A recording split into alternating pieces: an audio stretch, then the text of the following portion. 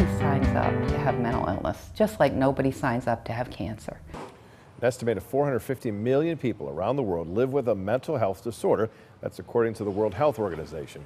Statistically, that means that you probably know at least one person who lives with a mental health issue because more than 15% of the world's population has one.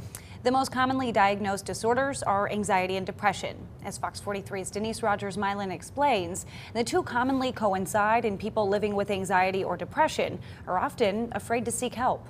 Sometimes our brains can work against us. It's something people living with forms of anxiety and depression understand at a deeper level than anyone else. There's a negative script playing in your head the whole time, and it's just not a happy place to be. Yeah, it's really hard. Tracy Carney lives with depression. She's a wife, a mother of 4, and works with the Pennsylvania Mental Health Consumers Association.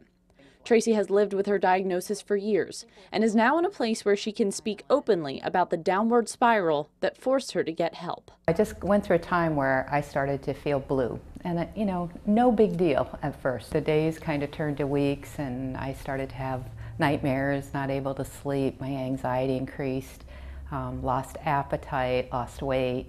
Depression is usually triggered by imbalances of hormones in the brain, creating near constant feelings of sadness and hopelessness. Tracy says her symptoms eventually made it impossible for her to function. It's a natural response to certain situations. People with an anxiety disorder, though, experience that response in overdrive and too often. And my thoughts went to, well, my husband needs a better wife, or my children need a better mother. Tracy called her depression symptoms agonizing, saying it drove her to contemplate suicide, and that's when she begged her husband for help. And I remember I grabbed him by the shirt collar and I shook him and I said, "You've got to help me or I'm not going to make it." She went through an assortment of facilities and treatments before finally finding one that worked for her.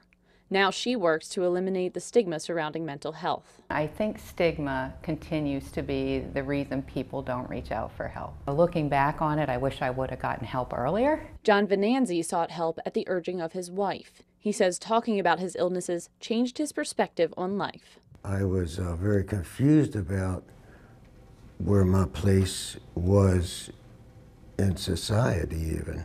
I always knew I was different. In a good way, you know? Because I have positive things to contribute to the world. John lives with severe anxiety, which, just like depression, is a condition that stems from irregular brain responses.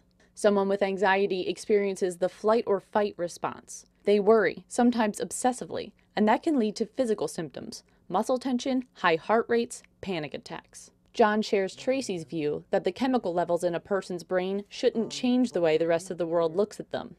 In the current climate, though, it does. One person could change that stigma. Amazing. So how do we change it? Tracy says it comes down to conversation. When somebody is diagnosed with breast cancer, they meet with a team of people, and each person tells them what's their role in helping them get to this place of wellness. I want somebody to care as much for my brain as they do my breasts. Let's put it that way. She also encourages families to stand by their loved ones on the road to recovery, saying it could take a long time to find the right treatment. There's no quick fix with it, so be prepared for a long haul, but don't give up on your loved one. It may be really difficult where you are now, but there's hope.